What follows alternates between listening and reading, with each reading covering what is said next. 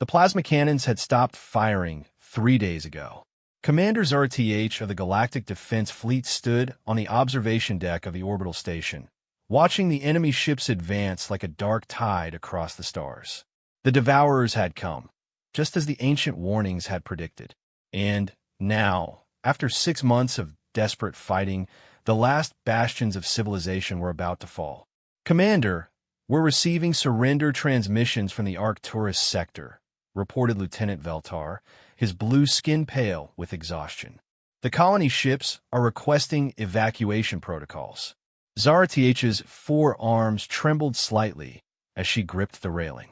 The Devourers weren't interested in conquest or resources. They consumed entire worlds, stripping them of all life and leaving nothing but dead rock floating in space. 12 systems had already fallen. Billions of beings had been consumed, their life force feeding the endless hunger of the swarm. "How many ships do we have left?" she asked, though she already knew the answer would break what remained of her resolve. 47 combat vessels, Commander. Most are running on emergency power. Our ammunition reserves are at 8%. Veltar's voice cracked. The Terran Union promised reinforcements, but their last transmission was 3 weeks ago. The Terran Union. ZRTH had heard stories about the humans from the Outer Rim territories. They were a young species, barely a century into galactic civilization. Most of the elder races considered them crude barbarians who had somehow stumbled into space travel. Their technology was primitive, their ships were slow, and their military tactics were considered outdated by galactic standards. But they had one thing that impressed even the most arrogant council members. They never surrendered. Ever. "Commander!" The communications officer's tentacles danced frantically over his console. "We're detecting massive hyperspace signatures. Something big is incoming." ZRTH rushed to the tactical display. The readings were impossible. Hundreds of ships were dropping out of hyperspace at the edge of the system, but their energy signatures didn't match any known Devourer configuration. "These are something else entirely. Are they friendly vessels?" she asked, hope creeping in her voice for the first time in weeks. "Unknown, Commander. The signatures are strange. They're using fusion drives, not plasma engines. Very primitive by our standards, but..." The officer paused, his eyes widening. "Commander, they're moving fast. Faster than anything that primitive should be able to achieve." On the main display, the newcomer ships resolved into view. They were dark, angular vessels with aggressive lines that spoke of war. Unlike the smooth, elegant curves of galactic standard ships, these craft looked like they were built for one purpose: killing. Their hulls were scarred and battle-worn, and they moved with a predatory grace that made ZRTH's skin crawl. "Open a communication channel," she ordered. Static filled the bridge for a moment before a gruff voice broke through. The universal translator struggled with the harsh consonants and strange rhythms of the alien language. "Galactic Defense Fleet. This is Admiral Sarah Chun of the Terran Expeditionary Force. We received your distress signal. Sorry we're late to the party." ZRTH had never met a human before, but she had heard they were small, fragile creatures with only 2 arms and a limited lifespan. The voice on the comm suggested otherwise. There was something in that tone that spoke of absolute confidence, the kind that only came from facing death repeatedly and walking away. "Admiral Chun, this is Commander ZRTH. We appreciate your arrival, but I must warn you, the enemy forces are overwhelming. We estimate their fleet strength at over 2,000 vessels. Your 40 ships, while welcome, cannot possibly... 40 ships?" The human's laughter cut through the static like a blade. "Commander, you're reading our vanguard. We brought everything." The tactical display updated as more ships continued to drop out of hyperspace. 50, 100, 500, 1,000. The numbers kept climbing until ZRTH's display couldn't properly track them all. These weren't just warships. There were massive carriers, support vessels, and things that defied classification. "How many ships do you have?" ZRTH whispered. "Enough," Admiral Chun replied. "We've been preparing for this fight for 3 months. When we got word about the Devourers, every human military organization from Earth to the outer colonies mobilized. Regular fleet, merchant marine converted to warships, private militias, and a few groups that technically don't exist. We got about 15,000 vessels out here. 15,000. The number was staggering. The entire Galactic Defense Fleet at its peak had numbered only 3,000 ships across 50 systems. How had a single species, one barely into space travel, managed to field such a massive armada? Commander, Veltar interrupted, the Devourer fleet is changing course. They're moving to intercept the human ships. On the tactical display, the dark mass of enemy vessels shifted like a living thing.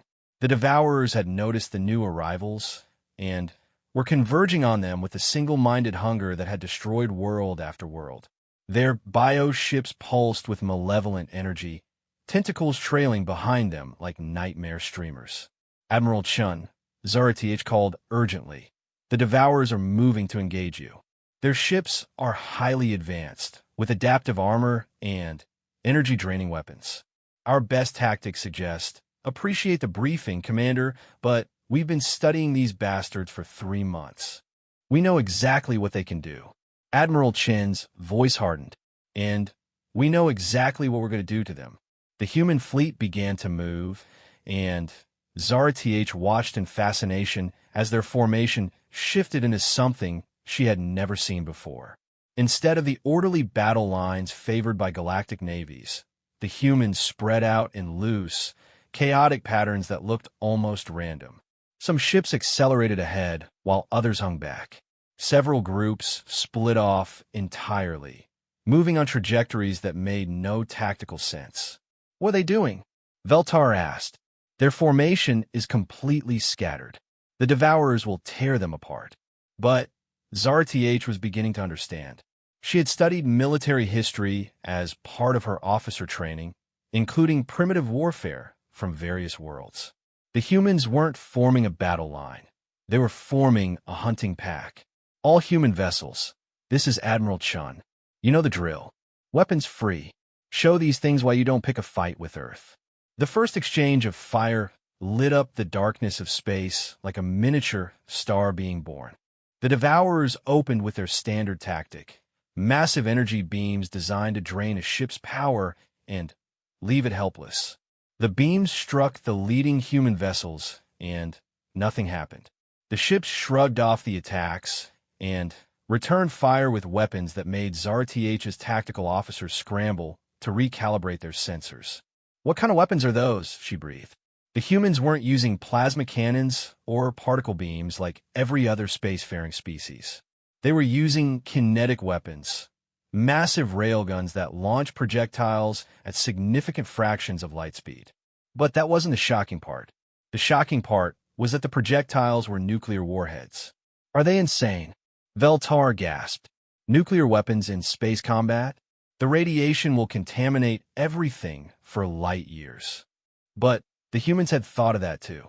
Their nuclear weapons weren't the crude fission bombs of their early space age. These were clean fusion warheads designed to minimize fallout while maximizing destructive power. And they were being fired in volleys that turned entire sections of space into hellish fireballs. The first Devourer ship to take a direct hit simply disintegrated. The bioship's adaptive armor, which had shrugged off the most powerful energy weapons in the galaxy, couldn't adapt fast enough to the raw physics of a fusion explosion occurring inside its hull. The creature ship's death scream echoed across subspace frequencies, a sound of pain and confusion that made every being on the observation deck wince. But the humans weren't done. As the Devourer fleet moved to engage, the scattered human formations revealed their true purpose. They weren't random at all. They were positioning themselves to attack from every possible angle simultaneously. The Devourers found themselves caught in a three-dimensional crossfire from directions they hadn't even known were threats. "Impossible," Zara TH murmured. "No species fights like this. It's too chaotic, too unpredictable. How do they coordinate without proper battle lines?" Her answer came as she listened to the human communications. Instead of formal military protocols, the humans were using rapid, abbreviated speech patterns that conveyed maximum information in minimum time. But more than that, they were improvising constantly, adapting their tactics in real time as the battle evolved. Razor Squadron, you've got 3 bogeys coming in fast on your 6. Recommend Evasive Pattern Charlie. Negative Control. We're going to let them close and hit them with the new toys. Iron Battalion, you ready for fireworks?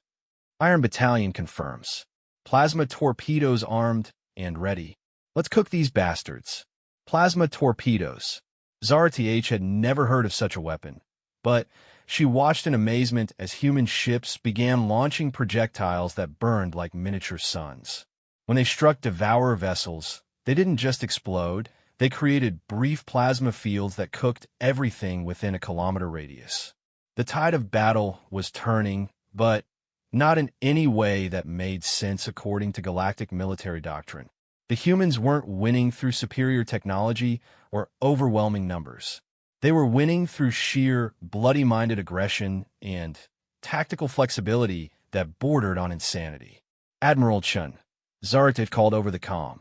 Your tactics are unorthodox. How do you maintain coordination with such scattered formations?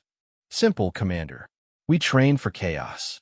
Every human military unit practices what we call Murphy Doctrine, the assumption that everything that can go wrong will go wrong at the worst possible moment.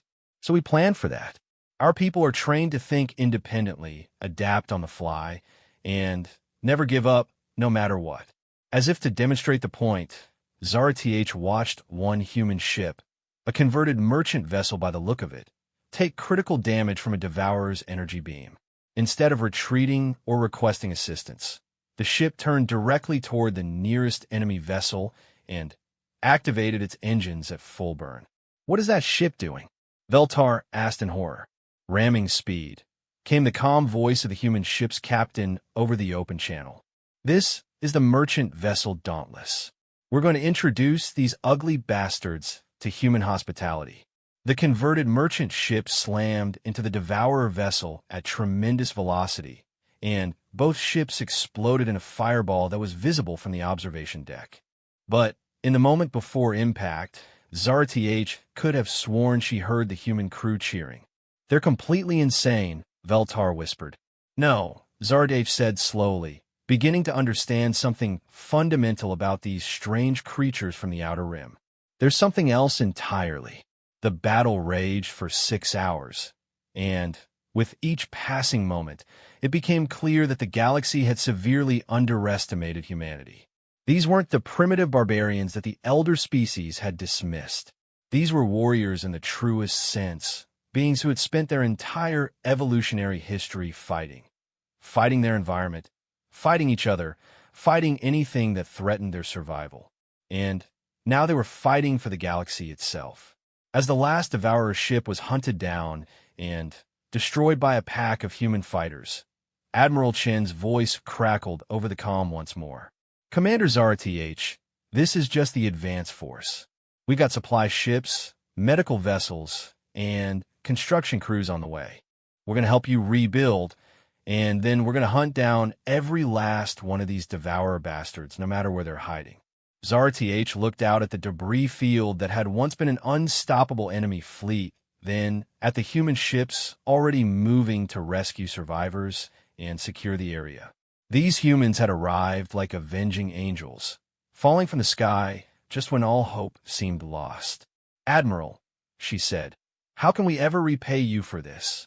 The humans' laughter was warm now, not the harsh sound of battle, but something genuinely amused. Commander, you already have. You held the line until we got here. That's all we needed. As the human fleet settled into defensive positions around the station, Zara-TH realized that the galaxy had changed forever. The Devourers were no longer the apex predator of the cosmos. Now that distinction belonged to humanity. Admiral Sarah Chun stood in the command center of the UES Retribution, watching the holographic display show the extent of Devourer devastation across the galaxy. Red markers indicated consumed worlds, yellow showed systems under attack, and the precious few green dots represented areas still under Allied control.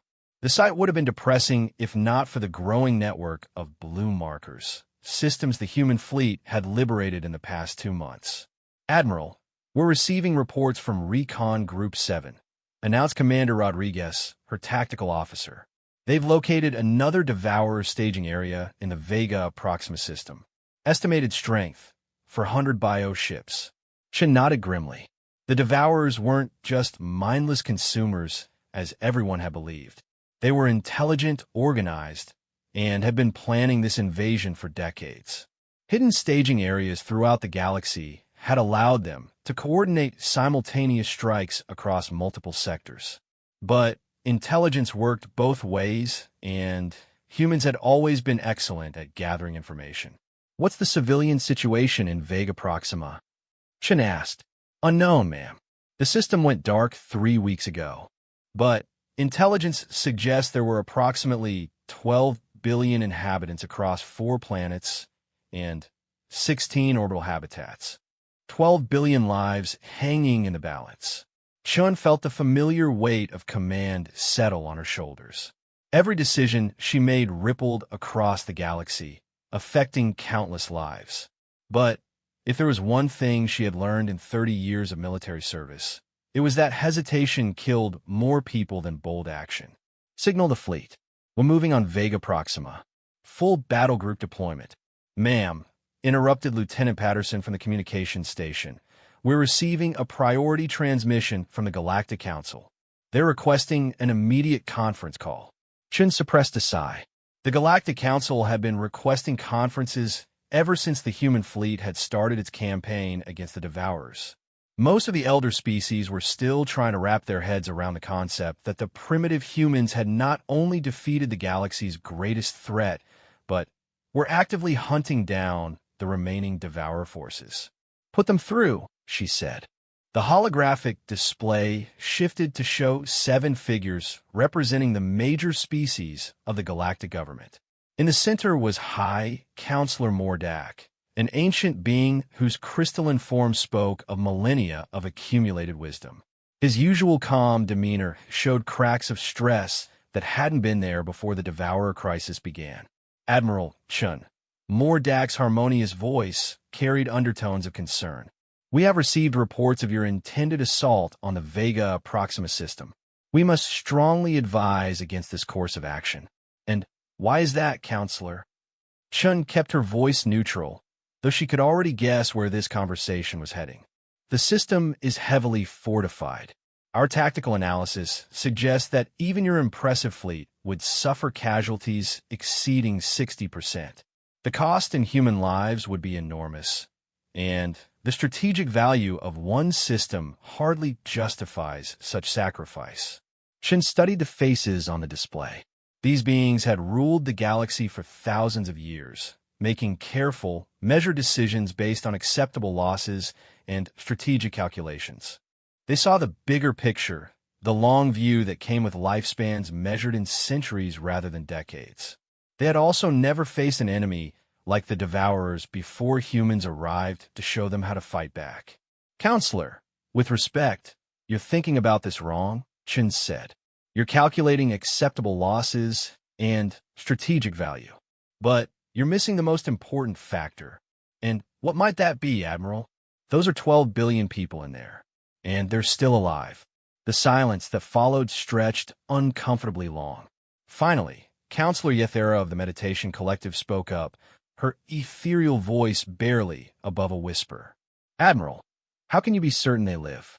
The Devourers consume all life in the systems they occupy. Standard protocol is to assume total population loss after 14 days of occupation. Chen's expression hardened. Standard protocol is wrong. We've been studying Devourer behavior patterns for 3 months now, and we've learned something your council missed. They don't consume populations immediately. They use them as bait. The revelation hit the council like a physical blow. Several members recoiled, their various forms expressing shock and horror in ways that transcended species barriers. Bait. Mordak's usually harmonious voice cracked slightly. The Devourers learned from their early encounters with galactic forces. When they simply consumed everything immediately, defensive forces would retreat rather than engage.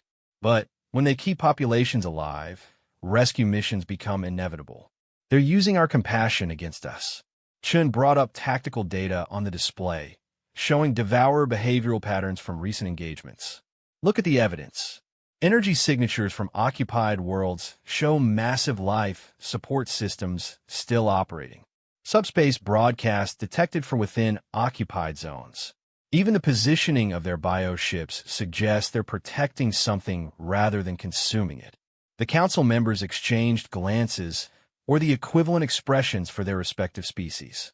This information changed everything about their understanding of the enemy. Even if you are correct, Mordak said slowly, the tactical situation remains unchanged. A frontal assault on such a heavily fortified position would be suicide for any conventional fleet. Chun smiled, and there was something in that expression that made the council members distinctly uncomfortable. It was the smile of someone who had been underestimated their entire career and had learned to use that underestimation as a weapon. Counselor, has it occurred to you that human tactics might not qualify as conventional? Before Mordak could respond, Chun gestured to her tactical officer. Commander Rodriguez briefed the council on Operation Thunderstrike. Rodriguez stepped forward, his expression professionally neutral despite the audacity of what he was about to describe. Honorable counselors, human doctrine recognizes that heavily fortified positions cannot be taken by conventional assault. Therefore, we don't use conventional assault. The tactical display shifted to show the Vega Proximus system in detail.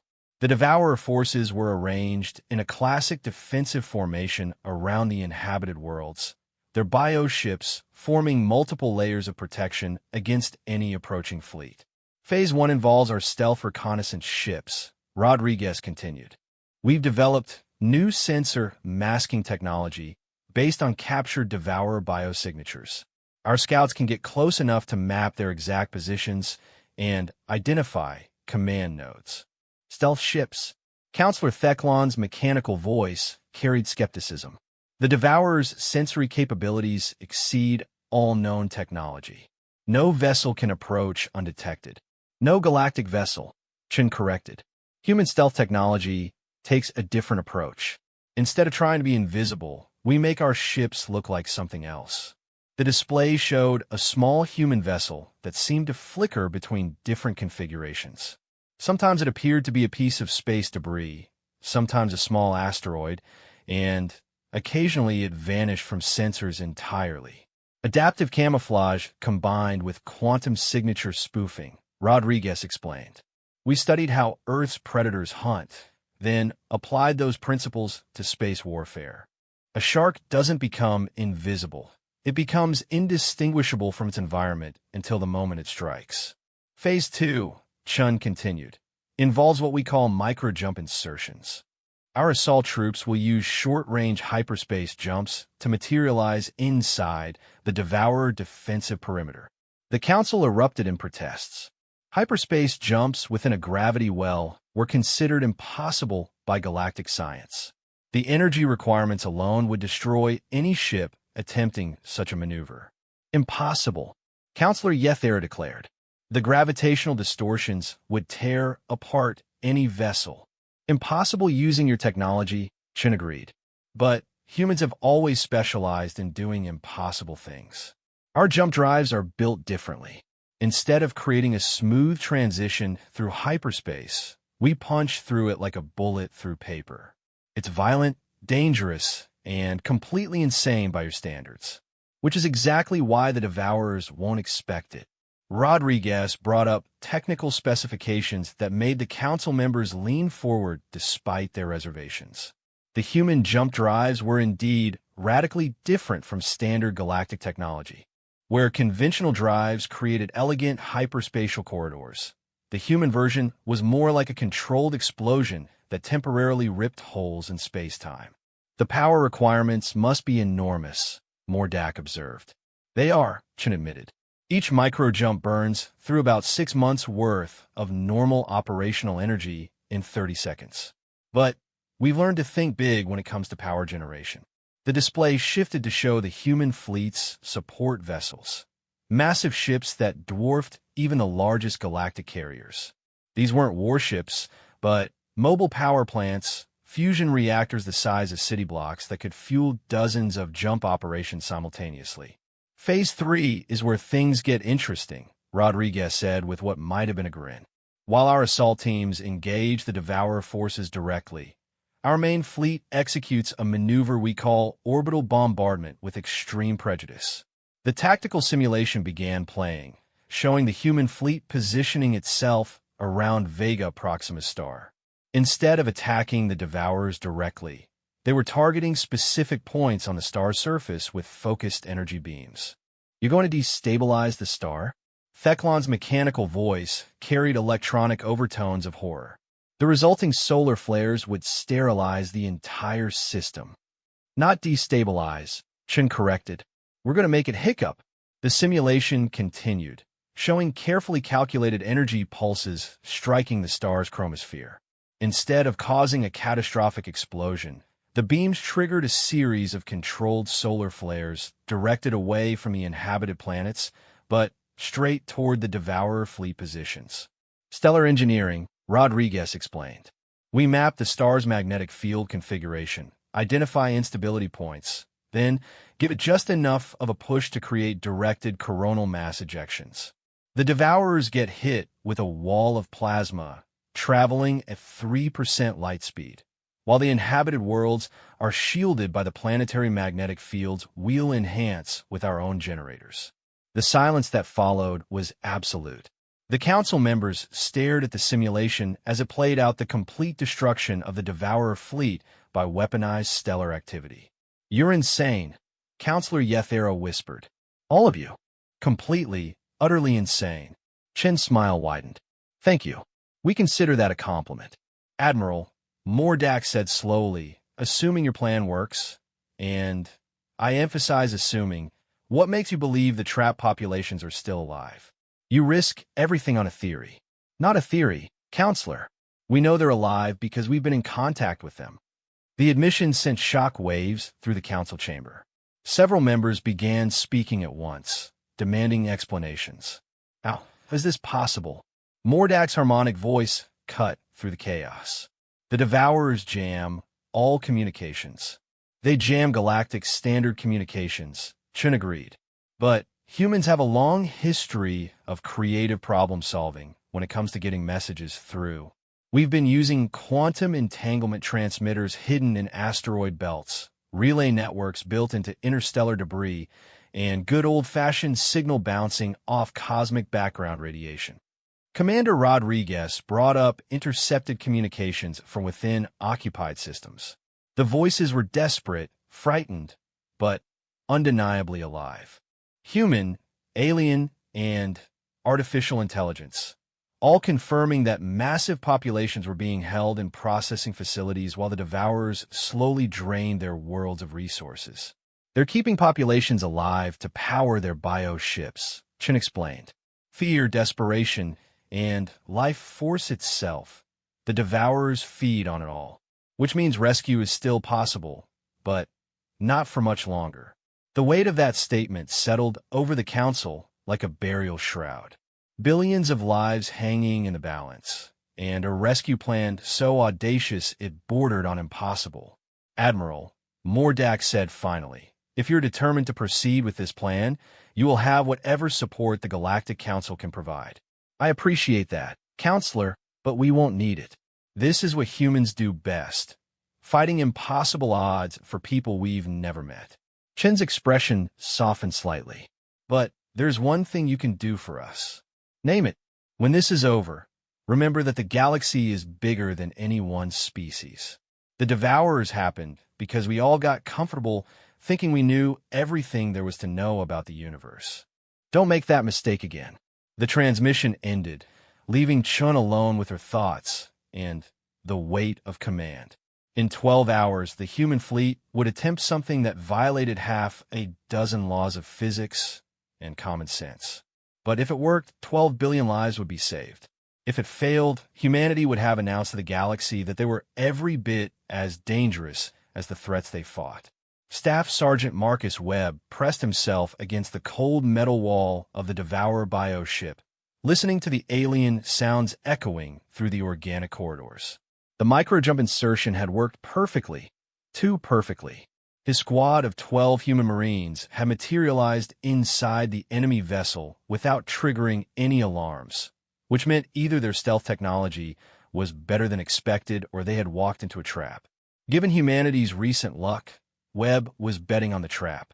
"Sarge, I'm reading massive life signs 3 levels down," whispered Corporal Martinez, her eyes glued to the bioscanner.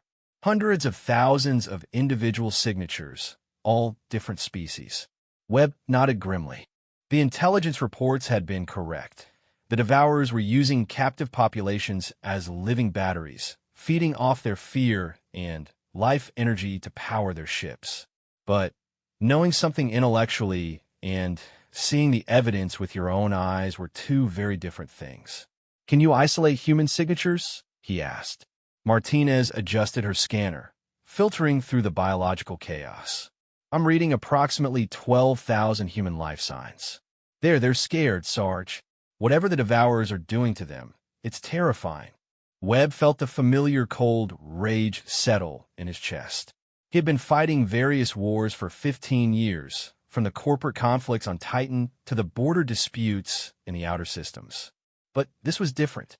This wasn't about territory or resources or politics.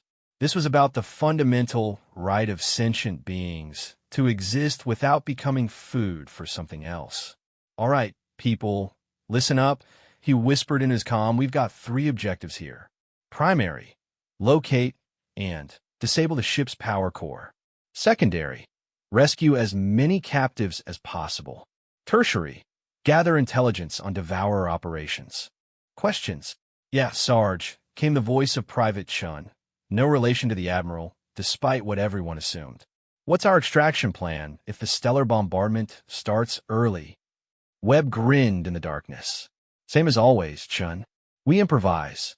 The squad began moving through the bioship's corridors, and Webb was struck by how fundamentally wrong everything felt. Galactic vessels were built with logic and efficiency in mind. Straight corridors, clearly marked sections, systems designed for easy maintenance. The Devourer ship was organic, grown rather than built, with passages that curved and twisted like arteries in some massive beast, which, Webb realized, was probably exactly what they were.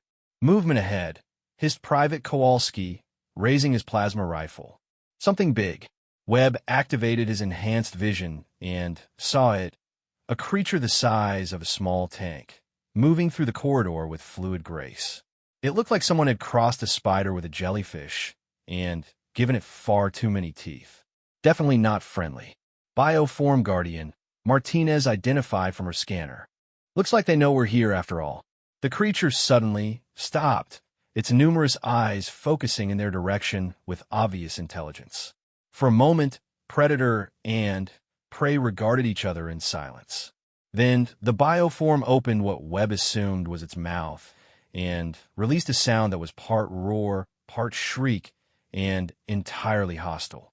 "So much for stealth," Webb muttered. "Light it up." 12 plasma rifles spoke as one, filling the corridor with coherent energy that turned the bioform Guardian into smoking biomass. But the damage was done. Alarms began sounding throughout the ship, and Webb could hear movement in the passages all around them. "Martinez, how far to the captive holding areas?" 2 levels down, half a kilometer forward." "But, Sarge, I'm reading movement everywhere. We've got company incoming from all directions." Webb considered their options. Standard military doctrine would be to retreat, regroup, and wait for backup. But standard military doctrine had been written for fighting other humans, not alien bioships full of captive civilians. Sometimes you had to throw the manual out the window and trust your instincts. "Change of plans, people. We're going loud and fast." "Chun, Rodriguez, you're with me. Everyone else, find another route to the power core. We'll meet up there after we secure the captives." "Sarge, that's crazy.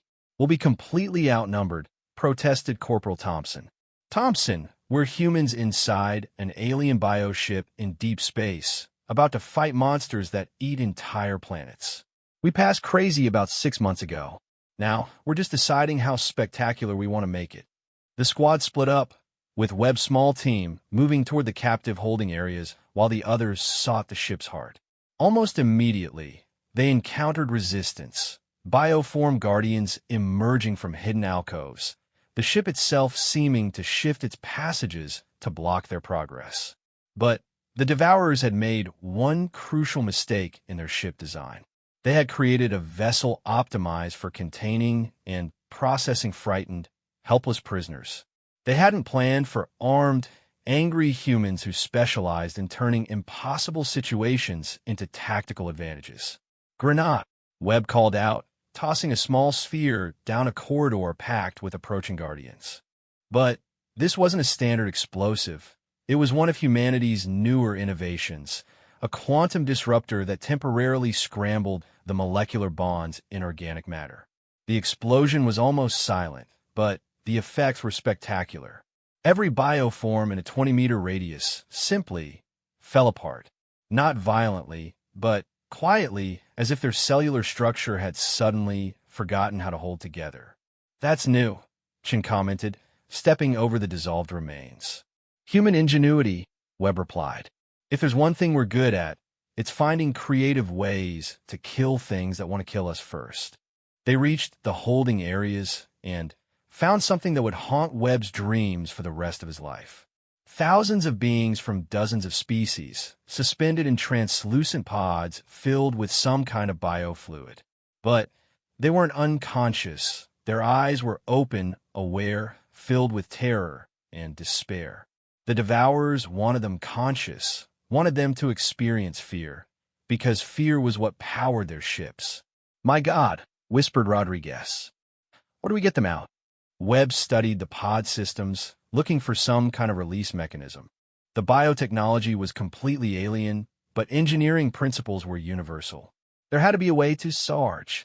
Chen's urgent call spun Webb around. A new type of creature had entered the chamber. Humanoid, but clearly not human, with pale, elongated features and eyes like black holes. It wore no clothes or equipment, but somehow Webb knew this was the real enemy. This was a devourer. The creature spoke, and the universal translator in Webb's helmet struggled with the alien concepts. "Small life forms. You pain makers. Why do you resist the hunger? All things feed the hunger. Your fear will taste sweet." "Yeah, well, you're about to discover that human fear tastes a lot different than you expect," Webb replied, raising his plasma rifle. The devourer moved faster than anything human-sized had a right to move, crossing the chamber in a blur of speed that sent Webb diving for cover. Its hands, or what passed for hands, extended into sharp, organic blades that could cut through metal like paper. But speed meant nothing if your opponent could predict where you were going. Webb had grown up hunting in the forests of North America, learning to track deer, bear, and other predators. The key to hunting something faster than you was not to outrun it. It was to understand its behavior and be where it was going to be before it got there. The plasma bolt took the Devourer's center mass, burning through its torso and dropping it to the deck. But even as it fell, the creature was laughing. "You have won nothing. The hunger is eternal. More will come. The harvest continues." "Maybe," Webb said, standing over the dying alien. "But not today." He turned back to the captive pods and began systematically shooting the control mechanisms. It was crude, but effective. The biofluid drained out, and the pods began opening, releasing confused and terrified prisoners. "Everyone listen up," Webb called out in the dozen languages his translator could manage. "I'm Staff Sergeant Webb, Human Expeditionary Force. We're here to get you out. Stay calm, follow my team, and we'll have you home before dinner." The response was immediate, hope spreading through the captives like wildfire. They had been trapped in nightmare for weeks or months, and now someone had come for them. Someone who fought the monsters and won. But their celebration was cut short by a new alarm, this one deeper, more urgent than the bioform alerts. Webb's comm crackled to life with a transmission from his other team members. Sarge, this is Thompson. We've reached the power core, but we've got a problem. This thing isn't just powering the ship. It's connected to a massive network. I think this whole system is one big organism, and killing it might trigger some kind of defensive response. Webb considered their options. The stellar bombardment would begin in 20 minutes, whether they were clear or not. They needed to disable this ship and extract the captives, but they also needed to avoid triggering whatever failsafe the Devourers had built into their biotechnology. Then, again, when had humans ever let impossible odds stop them? Thompson, I want you to plant charges on that power core, but don't detonate yet. We're coming to you with about 8,000 former prisoners who are very motivated to see this ship go boom. 8,000? Sarge, how are we supposed to evacuate 8,000 people?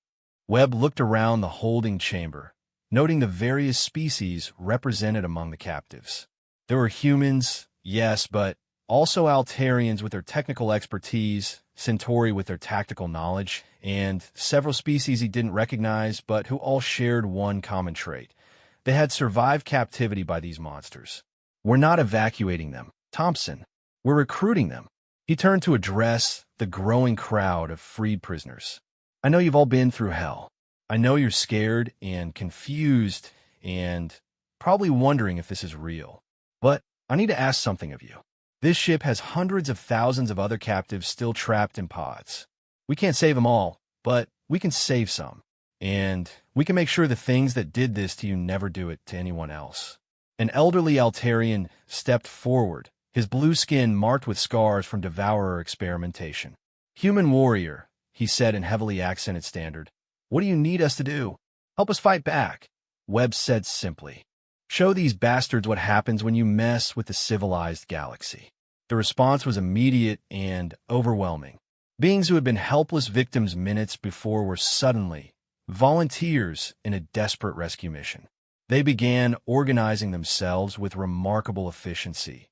Technical specialists heading for ship systems, medical personnel moving toward other holding areas, and anyone with combat experience following Webb toward the power core.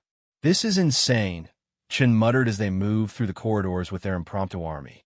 No, Webb replied, watching former captives systematically destroy Devourer bioforms with improvised weapons and raw determination.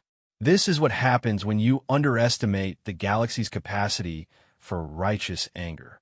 They reached the power core chamber to find Thompson's team locked in a fierce firefight with a dozen Devourers and twice as many bioform guardians. The power core itself was a pulsing mass of organic technology that seemed to have no clear beginning or end, just flowing, living energy that powered the ship and connected it to the larger network. Light it up, Webb ordered, and suddenly the chamber was filled with energy weapons, improvised explosives, and the fury of beings who had been pushed too far. The battle lasted exactly 90 seconds. When the smoke cleared, Webb found himself standing in a chamber full of dead Devourers, disabled bioforms, and several thousand very angry former prisoners. Thompson, plant those charges. Everyone else, we've got 15 minutes to get every surviving captive off this ship before the Admiral turns this star into a weapon. As they raced through the corridors, freeing more prisoners and gathering intelligence, Webb realized that something fundamental had changed in the galaxy. The Devourers had made a crucial strategic error. They had assumed that consuming fear and despair would weaken their enemies. Instead, they had created an army of survivors who knew exactly what they were fighting for. The evacuation shuttles streaked away from the dying Devourer bioships, just as Admiral Chen's stellar bombardment reached its crescendo. Directed solar flares swept through the Vega Proxima system like the wrath of an angry god, reducing the entire enemy fleet to superheated plasma in a matter of minutes. From the observation deck of the rescue coordination ship Mercy's Edge, Commanders RTH watched the destruction with a mixture of awe and horror. Final casualty reports, Commander, announced her aide, Lieutenant Veltar. We successfully evacuated 450 37,000 captives from 12 bioships. Human losses were minimal. Zara TH turned from the viewport, her forearms moving in a gesture of disbelief. Define minimal. 6 humans killed in action, 17 wounded. The rescued captives suffered no additional casualties during the extraction. 6. Zara TH repeated the number, trying to process its implications. 6 humans died, saving nearly 500,000 beings from the most dangerous enemy the galaxy has ever known. It shouldn't have been possible. Military doctrine across every known civilization stated that rescue operations in hostile territory required overwhelming superiority in numbers and firepower. The humans have been outnumbered 1,000 to 1, fighting inside enemy vessels designed to contain and process captured populations. By every metric, the operation should have been a complete disaster. Instead, it had been the most successful military action in recorded galactic history. Commander, Veltar continued, there's something else. The rescued captives are different than we expected. Different how? Before Veltar could answer, the chamber doors opened to admit a delegation of the recently freed prisoners. But calling them prisoners seemed inadequate now. They moved with purpose, their various species working together in coordinated groups that suggested military organization. Leading them was an elderly Altarian that Zara TH recognized from the mission briefings, Professor Kethmon, a respected xenobiologist who had been captured during the initial Devourer assault on the Rigel colonies. But the being who approached her now bore little resemblance to the academic she had known. This Altarian moved like a soldier, his eyes holding the hardened gaze of someone who had seen combat and survived. Commander Zurtich, Kethmon said, his usually melodious voice carrying new undertones of steel. We need to talk. Professor, I'm relieved to see you safe. The medical teams are prepared to, with respect, Commander, we don't need medical attention. We need weapons, ships, and target coordinates for the remaining Devourer strongholds. The statement hit Zara TH like a physical blow. Professor, you've been through a terrible ordeal. You need time to recover, to process what happened to you.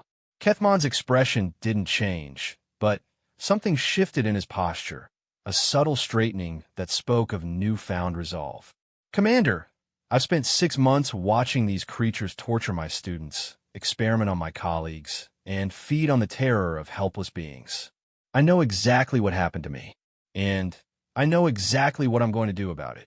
Behind him, the other rescued captives nodded in agreement. Zara TH saw representatives from dozens of species, all wearing the same expression of grim determination. These weren't traumatized victims seeking shelter. They were volunteers seeking revenge. The humans taught us something while we were trapped in those bioships, continued a Centauri female whose green skin bore scars from Devourer experimentation. They taught us that being captured doesn't mean being defeated. It just means you're fighting from the inside. Zara TH looked closer at the assembled group and realized that their organization wasn't accidental. They had formed into tactical units during the rescue operation, with natural leaders emerging from their shared trauma. What should have been a crowd of shell-shocked refugees had instead become a disciplined military force. The professor is correct, came a new voice from the chamber entrance. Admiral Chun entered, flanked by Staff Sergeant Webb and several other human military personnel. These people aren't victims anymore. They're volunteers. Admiral, Zara TH said carefully, surely you're not suggesting we put traumatized civilians into combat situations? Chin's expression grew thoughtful.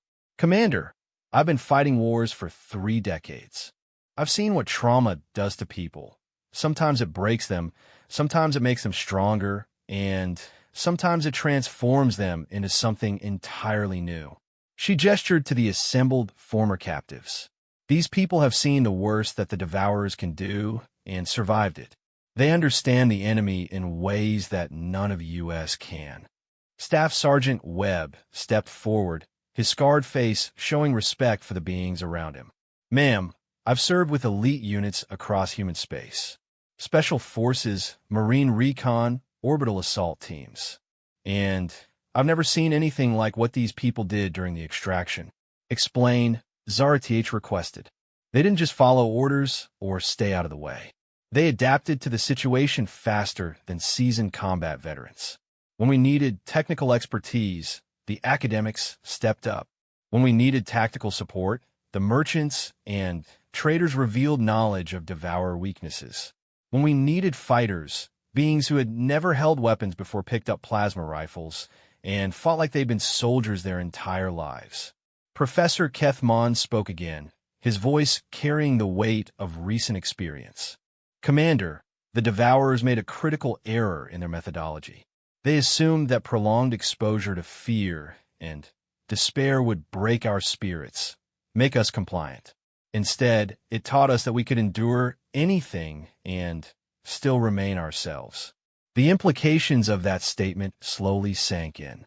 The Devourers had inadvertently created their own worst enemy, a force of survivors who knew their methods, understood their technology, and had absolutely nothing left to lose. What exactly are you proposing? Zarth asked. Admiral Chun activated a holographic display showing the current tactical situation across the galaxy. Red markers still indicated dozens of systems under Devourer control, representing billions of captives still trapped in bioships and processing facilities. We're proposing to scale up what worked here, Chun explained. Joint operations between human military forces and survivor volunteers. We provide the firepower and tactical coordination. They provide intelligence, technical expertise, and motivation that can't be taught or simulated. It's not about revenge, added Professor Kethmon, anticipating Zarth's concerns. It's about ensuring this never happens again. The Devourers succeeded because they attacked isolated populations who had no experience with their methods. But now we have hundreds of thousands of survivors who understand exactly how these creatures operate. Webb brought up detailed intelligence reports on his personal display. Ma'am, the information we gathered during the rescue operations is invaluable.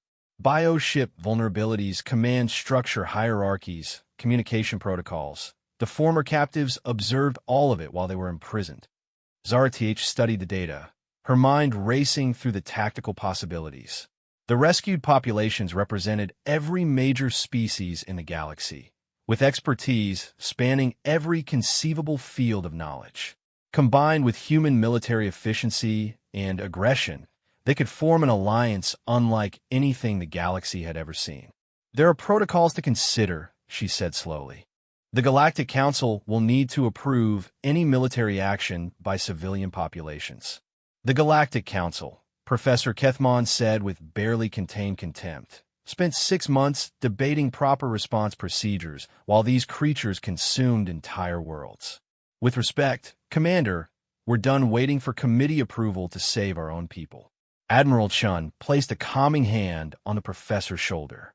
What the professor means is that time is critical. Our intelligence suggests that the Devourers are accelerating their consumption schedules in response to our successful rescue operations. Every day we delay means more lives lost. The chamber fell silent as Zarth wrestled with the decision. On one hand, she was being asked to support the largest military operation in galactic history, led by a species barely a century into space travel and staffed by traumatized civilians seeking combat roles. On the other hand, that same combination had just achieved the impossible and saved nearly 500,000 lives. What would you need from the Galactic Defense Fleet? She asked finally. Admiral Chin smiled. Coordination and legitimacy. The human fleet can handle the heavy fighting, and the survivor volunteers can handle the specialized operations. But we need someone to make sure the rest of the galaxy understands what we're doing and why. And transport capacity, added Webb. These rescue operations are going to generate a lot of refugees. We need somewhere safe to take them while we train the volunteers for combat operations. Professor Kethmon stepped closer, his eyes intense with purpose. Commander, I spent my career studying alien life forms, trying to understand their behavior and motivations. The Devourers aren't just predators. They're a plague that spreads through the galaxy, consuming everything in their path. But Plagues can be cured if you understand how they work. And we understand them now, added the Centauri female. We know their weaknesses, their fears, their limitations. We know how to hurt them. Zara Th looked around the chamber at the assembled survivors, seeing something that filled her with both hope and dread. Hope because these beings represented the best qualities of galactic civilization: intelligence, cooperation, and determination in the face of impossible odds. Dread because their transformation from victims to warriors suggested that the galaxy itself was changing in fundamental ways. "I'll need to consult with the Council," she said finally. "Understood," Admiral Chen replied. "But while you're consulting, we'll be planning our next operation." The Arcturus system has been dark for 2 weeks. Intelligence suggests approximately 8 billion captives across 4 planets. 8 billion, Zaratesh repeated softly. "Yes, and every one of them is counting on us to remember what the galaxy is supposed to stand for."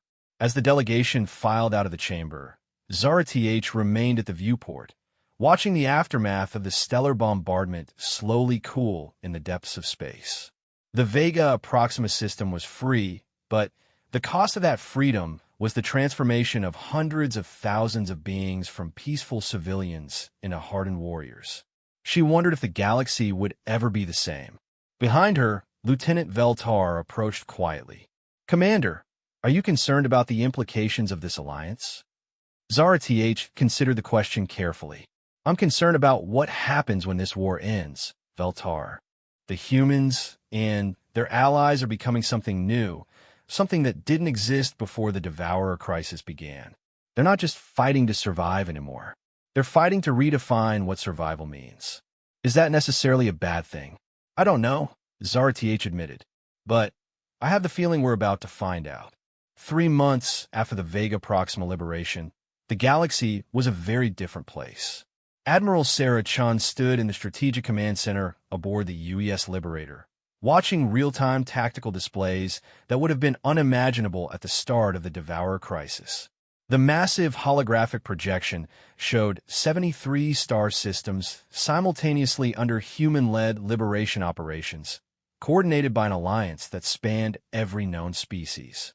"Admiral, final status reports from Operation Daybreak," announced her aide, Commander Rodriguez. "All 73 systems successfully liberated.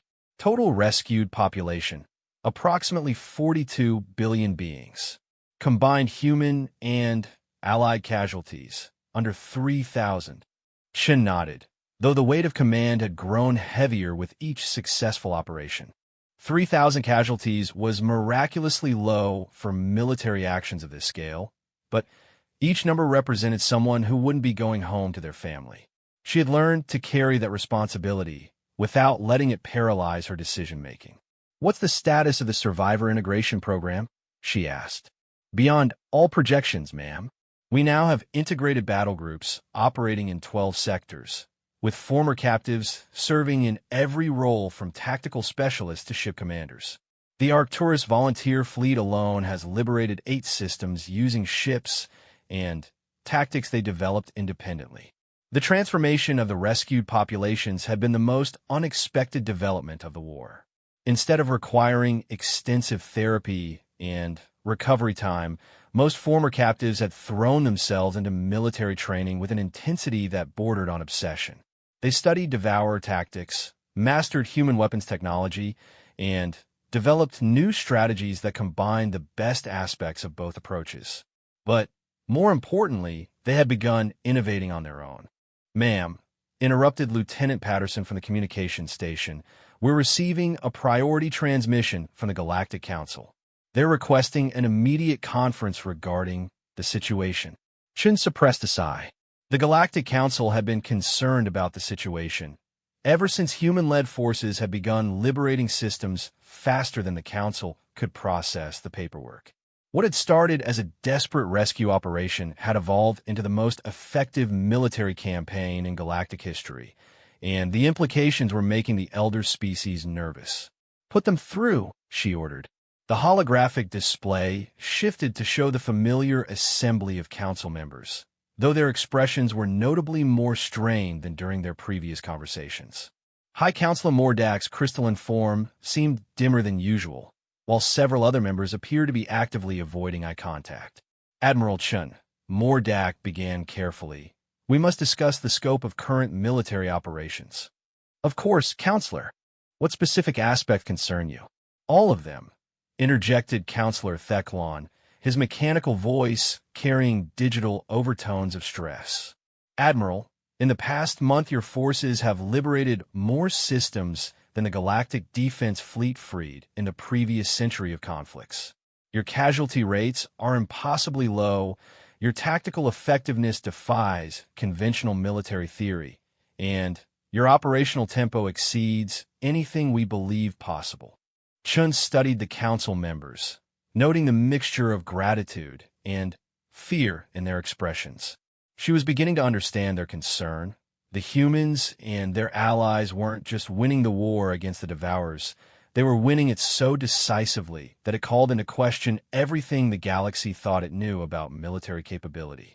Counselor, are you suggesting we should be less effective at rescuing your citizens? Of course not, Mordak said quickly.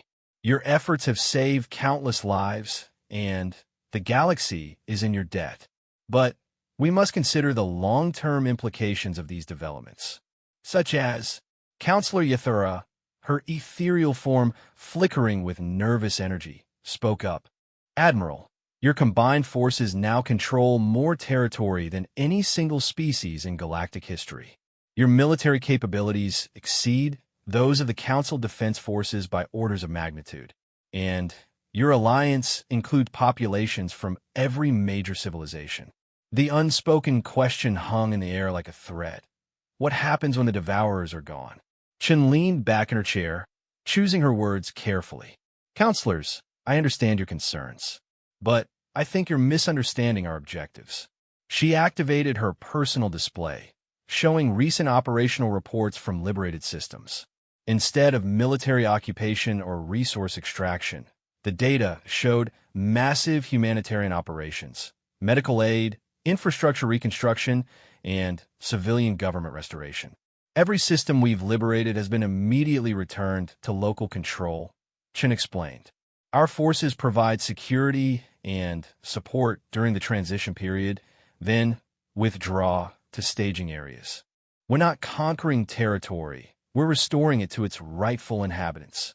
But, Admiral, Theclon persisted, your alliance commands the loyalty of billions of beings who were rescued from Devourer captivity. These populations view humans as their saviors, and they've demonstrated willingness to follow human leadership into combat against impossible odds. Chen's expression hardened slightly. Are you suggesting there's something wrong with gratitude, Counselor? Before Theclon could respond, a new voice cut through the tension. Professor Kethmon's image appeared alongside the council members, though he was clearly transmitting from a different location. The bridge of the ANS Discovery, one of the new ships designed and built by survivor volunteers. If I may interrupt, Kethmon said with the confidence of someone who had earned his authority through blood and sacrifice, I think the council is asking the wrong questions.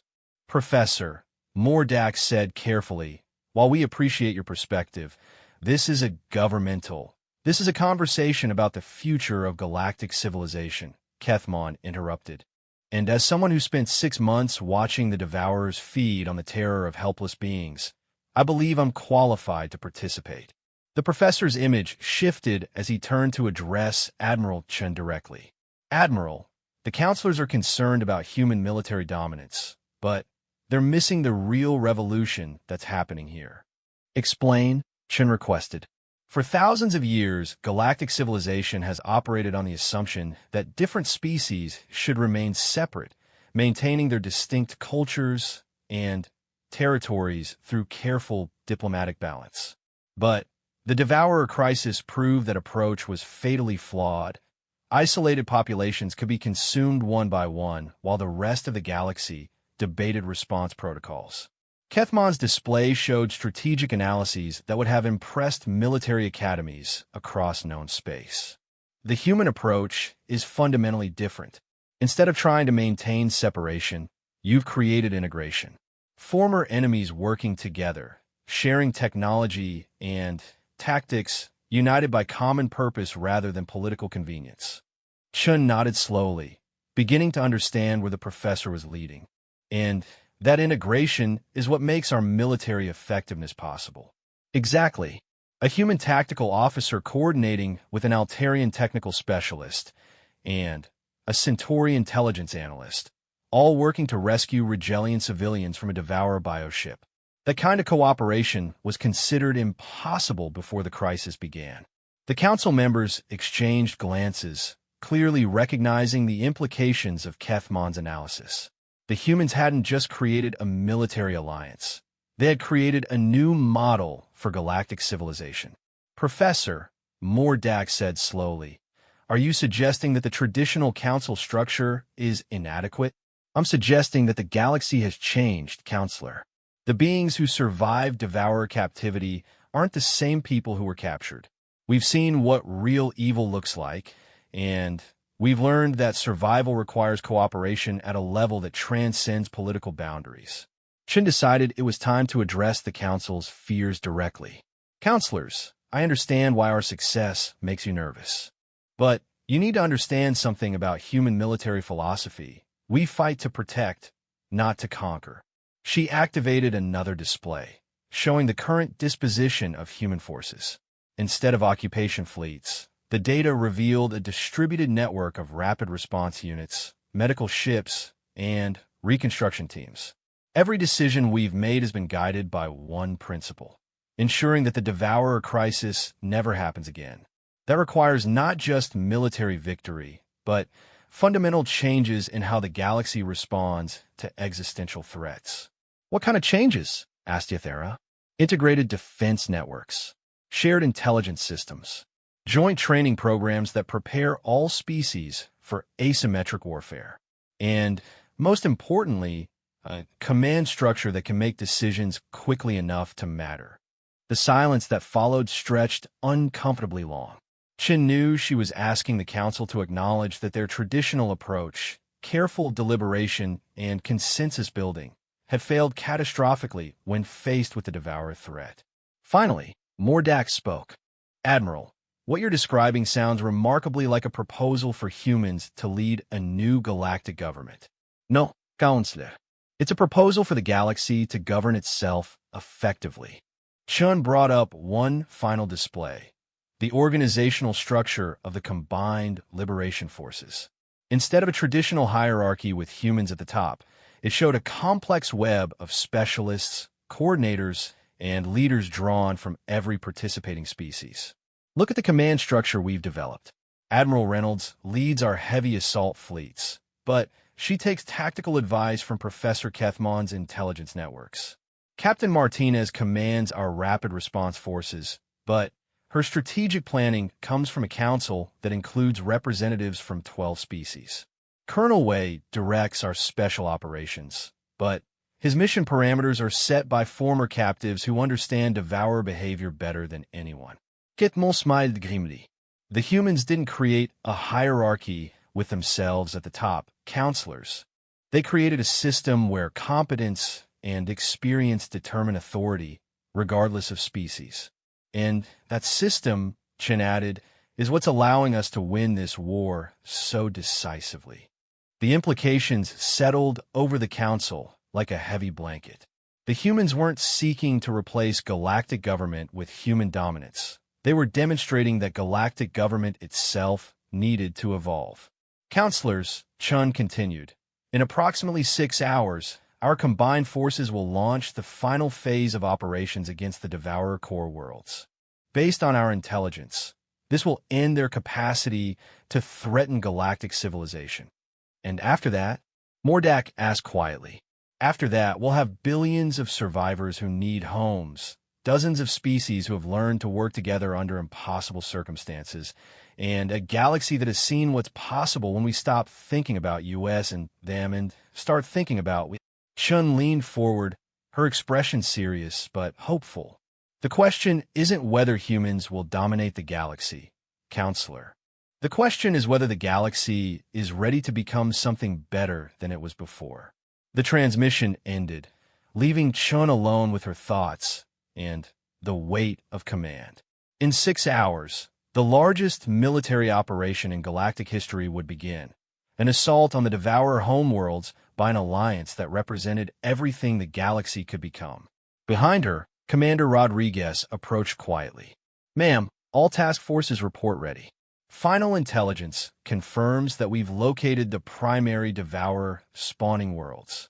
Once we eliminate their reproductive capacity, the remaining scattered fleets should be manageable." Chin nodded, looking out at the massive fleet assembled around them. Human ships flew in formation with vessels designed and built by survivor populations, carrying crews that represented every known species in the galaxy. What had begun as a desperate rescue mission had become something unprecedented, a truly galactic military force united by shared purpose rather than political convenience. Rodriguez, send a message to all task force commanders. Tell them that in 6 hours, we're not just ending a war. We're proving that the galaxy can be better than the sum of its parts. Yes, ma'am. And, Admiral, message from the survivor fleets. They wanted you to know that whatever happens in the next battle, they're honored to fight alongside humanity. Chun smiled, feeling the weight of command transform into something lighter, the satisfaction of knowing that they had already won the war that mattered most. Not the fight against the Devourers, but the fight for the soul of galactic civilization. In 6 hours, they would discover what the galaxy could become when its people fought as one.